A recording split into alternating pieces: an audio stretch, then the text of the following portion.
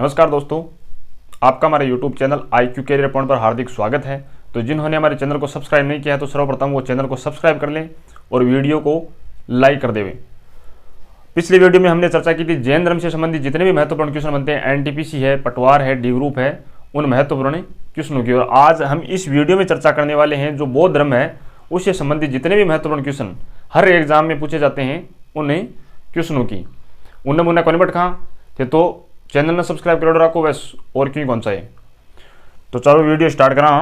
बौद्ध धर्म, तो सौ पहले बौद्ध धर्म में एग्जाम में क्वेश्चन आवे कि बौद्ध धर्म की स्थापना किसने की। तो बौद्ध धर्म की स्थापना की थी गौतम बुद्ध ने। किसने की? गौतम बुद्ध ने। और गौतम बुद्ध को एशिया का ज्योतिपुंज कहा जाता है। क्या कहा जाता है? ज्योति पुंज या light of Asia. Light of Asia यहाँ मना सोचो कि लाइट एशिया का मान है, ये कारण हुआ वो एक नाम है ज्योति पुंज, प्रकाश फैलाने वाला ज्योति पुंज। स्थापना की थी बौद्ध धर्म की गौतम बुद्ध ने और इसको कहा जाता है ज्योति पुंज, लाइट ऑफ एशिया के नाम से भी जाना जाता है। अब है बौद्ध धर्म से संबंधित कुछ प्रतीक चिन्ह और घटना, यानी जो गौतम बुद्ध था इससे संबंधित हैं बौद्ध धर्म में कुछ प्रतीक चिन्ह और घटनाएं हैं, उनके बारे में देख लेते हैं। तो बौद्ध धर्म में जो जन्म है उसका प्रतीक चिन्ह होता है कमल एवं सांड। ये चीजें भी आपको याद रखनी जरूरी है, एग्जाम में कई बार पूछ लिया जाता है। जन्म का होता है कमल एवं सांड, उसके बाद है गृह त्याग। तो गृह त्याग का होता है घोड़ा। उसके बाद में आता है ज्ञान, और ज्ञान का है बोधि वृक्ष या पीपल।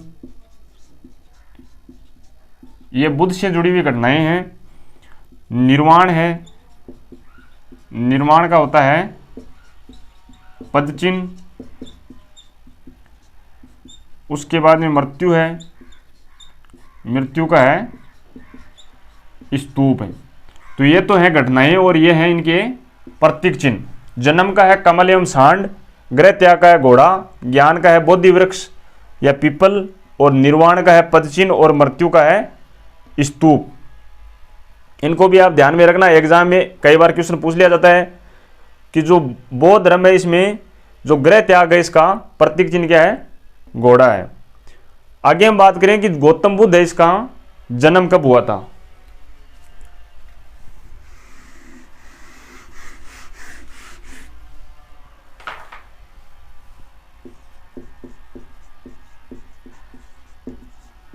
तो गौतम बुद्ध के जन्म की बात करें तो गौतम बुद्ध का जन्म हुआ था 563 ईसा पूर्व है।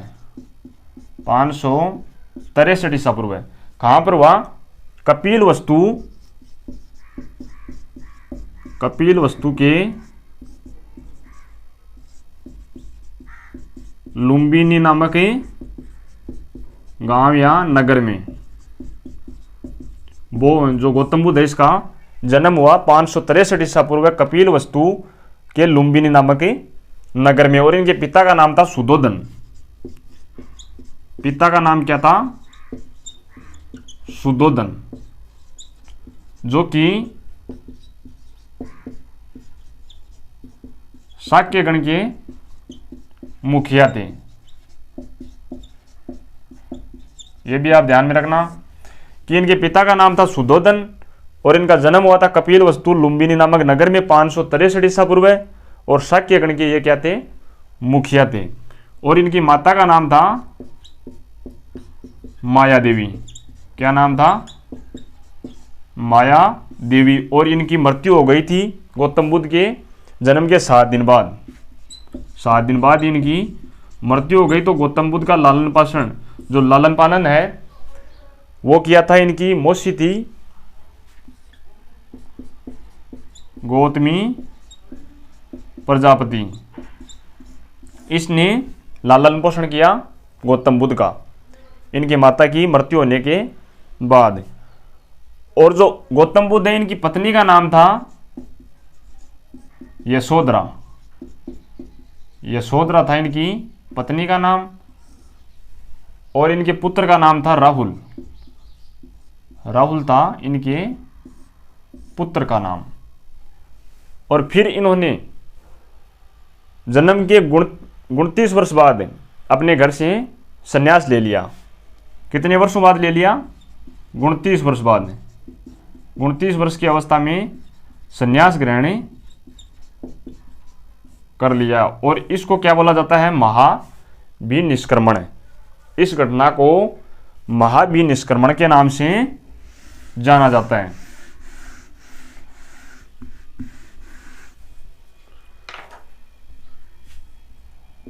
जो घर से गौतम बुद्ध है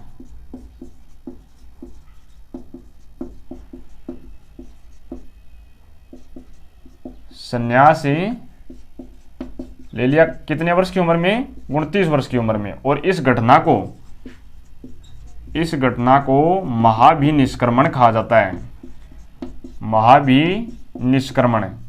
ये क्वेश्चन एग्जाम में अति इंपॉर्टेंट क्वेश्चन है, इसको आप ही जरूर ध्यान में रखना कि जो घर से गौतम बुद्ध के संन्यास लेने की घटना है उसको कहा जाता है महाभिनिष्क्रमण। और यह कपिलवस्तु की यात्रा पर निकल पड़े। कपिलवस्तु की यात्रा पर निकल पड़े घर से संन्यास लेकर। तो इन्होंने अपने मार्ग में 4 दृश्यों को देखा। वो 4 दृश्य कौन कौन से थे? पहला था एक बूढ़ा व्यक्ति, एक ही बूढ़े व्यक्ति को देखा। दूसरा देखा एक ही बीमार व्यक्ति को।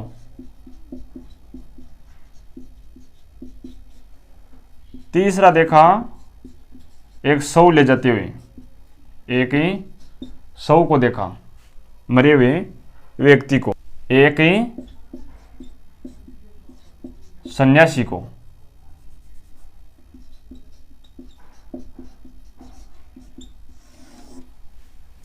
कपिलवस्तु की यात्रा पर निकले गौतम बुद्ध तो इन्होंने 4 दृश्यों को देखा। वो 4 दृश्य कौन कौन से थे? एक था बूढ़ा व्यक्ति, एक बीमार व्यक्ति को देखा, एक शव को देखा और एक देखा सन्यासी को।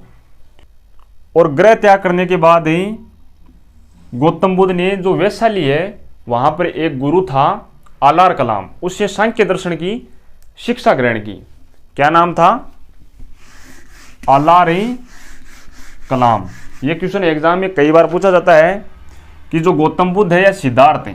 गौतम बुद्ध का बचपन का नाम क्या था? सिद्धार्थ था। गौतम बुद्ध के बचपन का नाम है सिद्धार्थ था, ये भी आप ध्यान में रखना। और जो महावीर स्वामी है उसके बचपन का नाम था वर्धमान। ये मैंने जैन धर्म में पढ़ा दिया है, आप उस वीडियो को जरूर देख लेना। अगर नहीं देखा है तो इस वीडियो की डिस्क्रिप्शन है उसमें मैं लिंक डाल दूंगा, वहां से उस वीडियो को आप जरूर देख के जाना। वहां से 1-2 क्वेश्चन एग्जाम में जरूर पूछे जाते हैं, चाहे कोई सी भी एग्जाम हो, बौद्ध धर्म हो या जैन धर्म हो, ये दोनों ही इंपॉर्टेंट टॉपिक हैं। तो गौतम बुद्ध के बचपन का नाम क्या था? सिद्धार्थ था। और इन्होंने वैशाली के जो ग्रह त्याग की घटना हुई उसके बाद वैशाली में आलार कलाम गुरु से सांख्य दर्शन है उसकी शिक्षा ग्रहण की। और जो सांख्य दर्शन है इसके प्रवर्तक थे कपिल मुनि, इसको भी आप ध्यान में रखना। कपिल मुनि है वो सांख्य दर्शन के प्रवर्तक थे।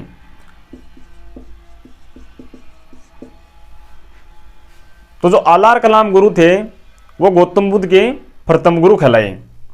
तो गौतम बुद्ध का प्रथम गुरु कौन था?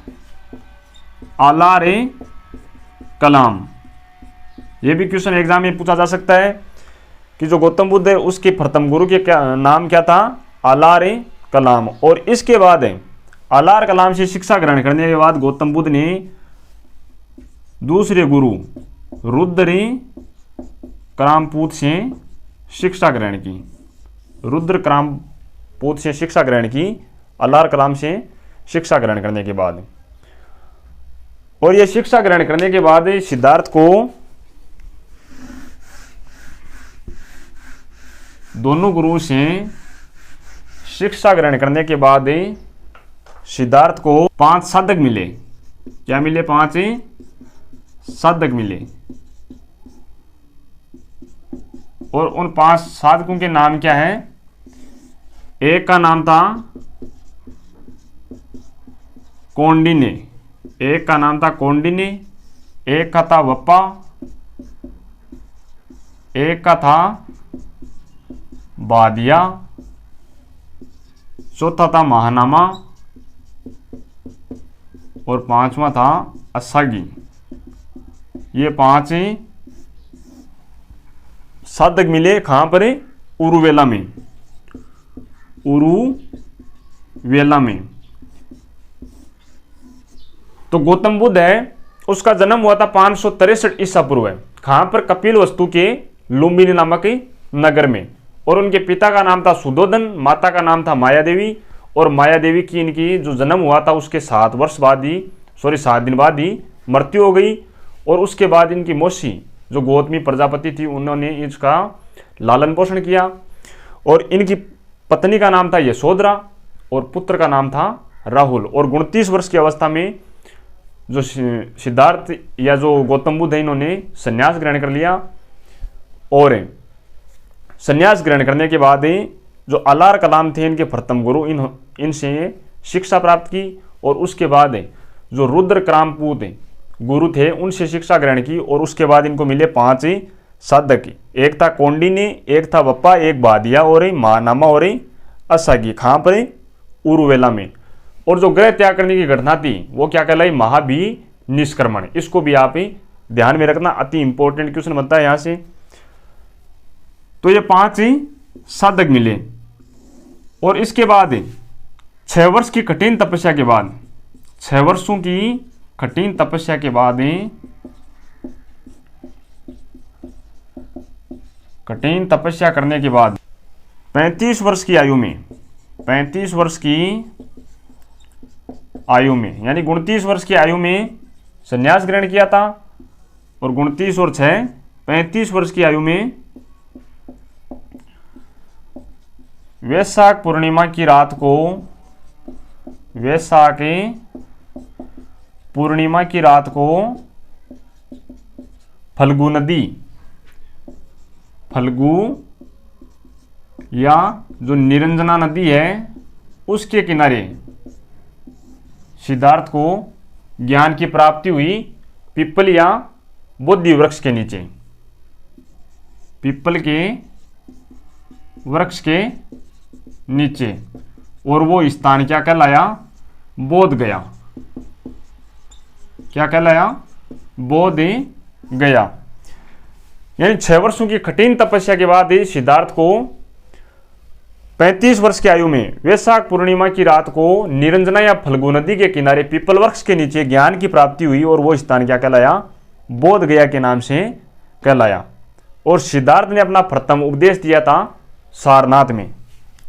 यह क्वेश्चन भी एग्जाम में कई बार पूछा जाता है, इसको भी आप ध्यान में रखना कि जो सिद्धार्थ था उसने प्रथम उपदेश कहां पर दिया? सारनाथ में। सारनाथ में प्रथम उपदेश। और ये क्या कहलाया? धर्मचक्र परिवर्तन। इस घटना को क्या बोला जाता है? धर्मचक्र परिवर्तन। उपदेश देने की घटना बौद्ध धर्म में क्या कहलाई? धर्मचक्र परिवर्तन। तो सारनाथ में सिद्धार्थ ने अपना प्रथम उपदेश दिया। और सबसे ज्यादा उपदेश कहां पर दिए? श्रावस्ती में। श्रावस्ती में गौतम बुद्ध ने सबसे ज्यादा उपदेश दिए। और जगह की बात करें तो वो है कौशल है, कौशाम्बी है, यहां पर भी उपदेश गौतम बुद्ध द्वारा दिए गए। लेकिन जो कौशाम्बी की राजधानी श्रावस्ती है, यहां पर सर्वाधिक उपदेश गौतम बुद्ध के द्वारा दिए गए। और बुद्ध ने ये जो उपदेश दिए थे ये दिए थे जनसाधारण की भाषा पाली भाषा में। कौन सी भाषा में? पाली भाषा में। ये क्वेश्चन भी एग्जाम में पूछा जा सकता है कि जो गौतम बुद्ध है या सिद्धार्थ है, इसने जो अपने उपदेश दिए ये कौन सी भाषा में दिए? जनसाधारण की भाषा पाली भाषा में। और इनकी मृत्यु हुई थी 80 वर्ष की अवस्था में। इनकी मृत्यु हो गई थी 80 वर्ष की अवस्था में। 483 ईसा पूर्व, 483 ईसा पूर्व कहाँ पर हुई थी? कुशीनारा, देवरिया, उत्तर प्रदेश। देवरिया, उत्तर प्रदेश। जो चुंद नामक व्यक्ति था, एक व्यक्ति था जिसका नाम क्या था? चुंद। और उसके द्वारा भोजन अर्पित करने के बाद, भोजन अर्पित करने के बाद यानी इसके द्वारा भोजन परोसा गया गौतम बुद्ध को, और वो भोजन खाने के बाद गौतम बुद्ध की मृत्यु हो गई। और इस घटना को क्या कहा जाता है? महापरिनिर्वाण के नाम से जाना जाता है। महापरिनिर्वाण के नाम से जाना जाता है। जो मृत्यु की घटना है उसको बौद्ध धर्म में महापरिनिर्वाण के नाम से जाना जाता है। तो सारनाथ में प्रथम उपदेश दिया था जिसको धर्मचक्र परिवर्तन के नाम से जाना जाता है। और श्रावस्ती जो कि कौशाम्बी नहीं बल्कि कौशल की राजधानी है, मैंने कौशाम्बी बोल दिया था पहले, लेकिन कौशल देश की राजधानी थी श्रावस्ती, उसमें गौतम बुद्ध ने सर्वाधिक उपदेश दिए। कौन सी भाषा में? पाली भाषा में। और इनकी मृत्यु हो गई थी 483 ईसा पूर्व 80 वर्ष की अवस्था में, कुशीनारा, देवरिया, उत्तर प्रदेश में। इस घटना को महापरिनिर्वाण के नाम से जाना जाता है। अब बात करते हैं हम जो बौद्ध धर्म है इसकी ज्ञान की प्राप्ति में कहां से होती है। तो इसका जो विशुद्ध ज्ञान है उसकी प्राप्ति होती है हमें त्रिपिटक से। त्रिपिटक से। और त्रिपिटक कितने प्रकार की हैं? 3 प्रकार की। एक है विनय पिटक, दूसरा है सूत पिटक, तीसरा है अधिधम्म पिटक। इनसे हमें बौद्ध धर्म के ज्ञान की प्राप्ति होती है। यानी जो हम बातें कर रहे हैं ये हमें कहां से मिली है? त्रिपिटक से मिली है। अब बात करें हम बौद्ध धर्म में जो त्रिरत्न है, जैसे जैन धर्म में त्रिरत्न थे सम्यक ज्ञान, सम्यक आचरण और सम्यक दर्शन। तो इसी प्रकार ही बौद्ध धर्म में भी त्रिरत्न है।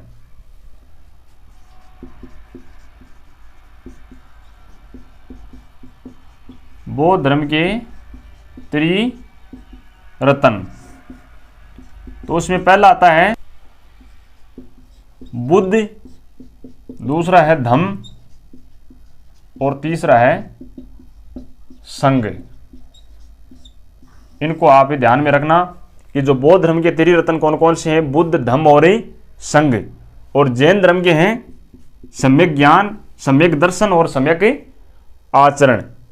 एग्जाम में ऑप्शन दे दिया जाएगा और आपसे इस प्रकार से पूछा जाएगा, यानी एक ऑप्शन दे दिया जाएगा बौद्ध धर्म का और 3 दे दिए जाएंगे जैन धर्म के।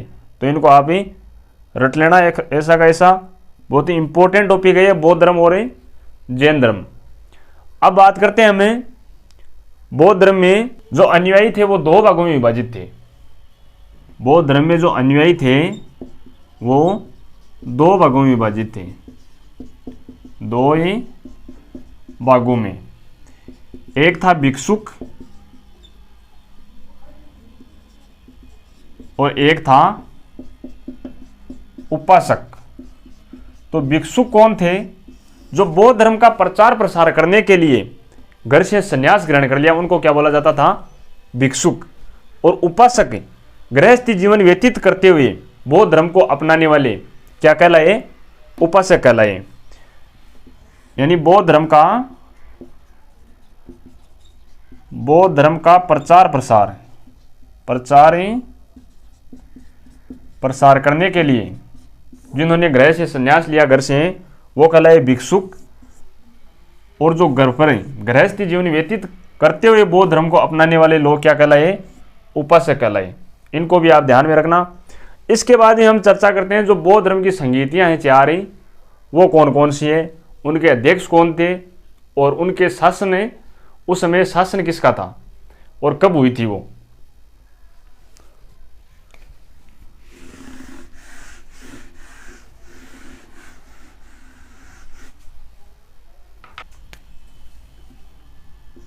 तो पहली है प्रथम शताब्दी, जो प्रथम है बौद्ध संगति है। तो प्रथम बौद्ध संगति हुई थी 483 ईसा पूर्व, 483 ईसा पूर्व। कहां पर हुई थी? राजगृह नामक स्थान पर हुई थी। और इसके अध्यक्ष थे महाकश्यप थे इसके अध्यक्ष। और उस समय शासन था अजातशत्रु का। उसके बाद में है द्वितीय बौद्ध संगीति, ये हुई थी 383 ईसा पूर्व। कहाँ पर हुई थी? वैशाली नामक स्थान पर। और इसका अध्यक्ष था सबाकामी। और उस समय शासन था कालाशोक का। तृतीय बौद्ध संगति, तो तृतीय बौद्ध संगति हुई थी 255 ईसा पूर्व। कहाँ पर हुई थी? पाटलिपुत्र नामक स्थान पर हुई थी। और इसके अध्यक्ष थे मोगलीपुत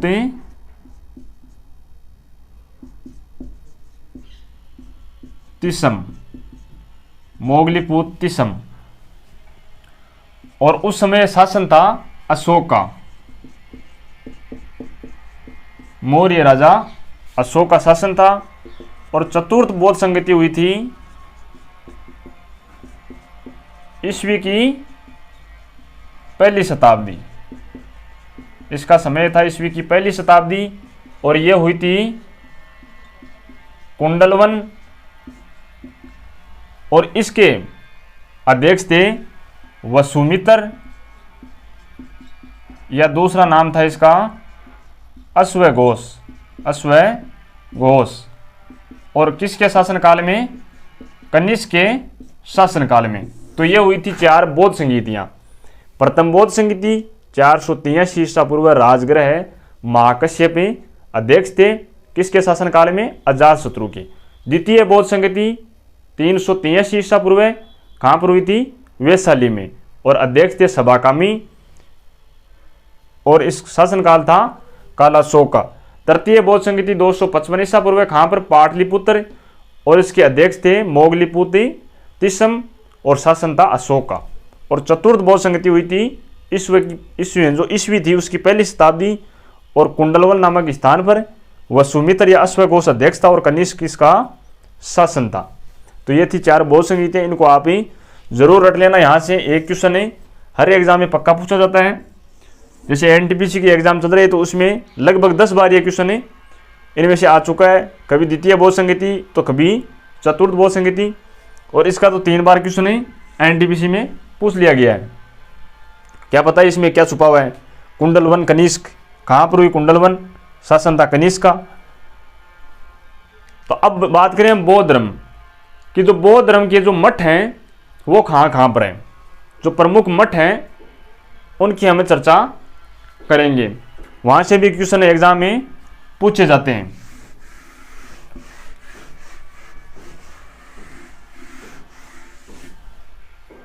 तो जो बौद्ध मठ है उससे पहले हम बात कर लेते हैं जो बौद्ध संगति हुई थी, चतुर्थ बौद्ध संगति। उसके बाद बौद्ध धर्म 2 भागों में विभाजित हो गया। बौद्ध धर्म कितने भागों में विभाजित हो गया? 2 भागों में। एक था महायान और दूसरे का नाम था हीनयान। तो महायान किसको बोला गया? इसका आदर्श, इस संप्रदाय का जो आदर्श था वो था बोधिसत्व,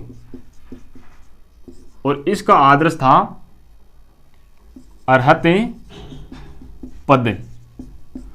तो बोधिसत्व किसको कहा गया? जो बोधिसत्व थे वो दूसरे के कल्याण को प्राथमिकता देते हुए अपने निर्वाण की जो प्राप्ति है उसमें विलंब करते हैं। निर्वाण की प्राप्ति में, निर्वाण प्राप्ति में विलंब, इनको बोला गया बोधिसत्व महायान। बौद्ध धर्म का जो दो भाग थे, एक महायान और एक हीनयान। और हीनयान में था आदर्श अर्हत पद। ये अपनी साधना से जो अपने निर्माण है उसकी प्राप्ति करते हैं, दूसरों पर ध्यान नहीं देते। इनको बोला गया हीनयान के नाम से। अब बात करते हैं हमें जो बौद्ध मठ हैं वो कहाँ पर स्थित हैं। जो महत्वपूर्ण बौद्ध मठ हैं वो एग्जाम में कई बार पूछ लिए जाते हैं, जैसे एनटीपीसी है, डी ग्रुप है, तो उनकी हमें चर्चा कर लेते हैं। भारत के महत्वपूर्ण बौद्ध मठ, एक है टोबा मठ, दूसरा है सासूर मठ, तीसरा है नामग्याल मठ। नाम कठिन है लेकिन याद तो आपको करने ही पड़ेंगे क्योंकि एग्जाम में ये मठ पूछे जाते हैं। उसके बाद में है तवांग मठ, उसके बाद में है रूमटेक मठ, एक है थीक्से मठ,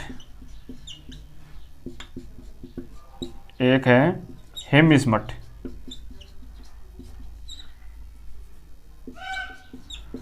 तो जो टोबा मठ, सासूर मठ और नामग्याल मठ है ये है हिमाचल प्रदेश में। कहाँ पर है? हिमाचल प्रदेश में। आपको राज्य का नाम याद रखना है और मठों का नाम याद रखना है। और तवांग मठ है अरुणाचल प्रदेश में। कहाँ पर है? अरुणाचल प्रदेश में। और यहीं पर है नामदफा नेशनल पार्क, इसको भी आप ध्यान में रखना। रोमटेक मठ है सिक्किम में, सिक्किम की राजधानी है गंगटोक, वहीं पर स्थित है रोमटेक मठ।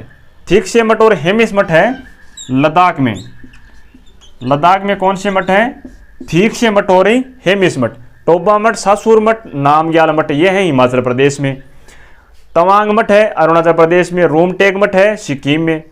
थीक्से मठ और हेमिस मठ है लद्दाख में। और हेमिस नेशनल पार्क कहाँ पर है?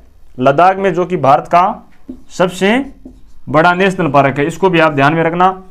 इस प्रकार से क्वेश्चन बन जाते हैं इतिहास से भूगोल में और भूगोल से हिस्ट्री में। तो जो उपासना करने की जो सर्वप्रथम मूर्ति थी वो किसकी थी? बौद्ध, जो गौतम बुद्ध है उसी की मूर्ति को संभवतः है सबसे पहली उपासना करने वाली मूर्ति बोला गया है। इसको भी आप ध्यान में रखना। जो उपासना की प्रथम मूर्ति थी वो थी गौतम बुद्ध की।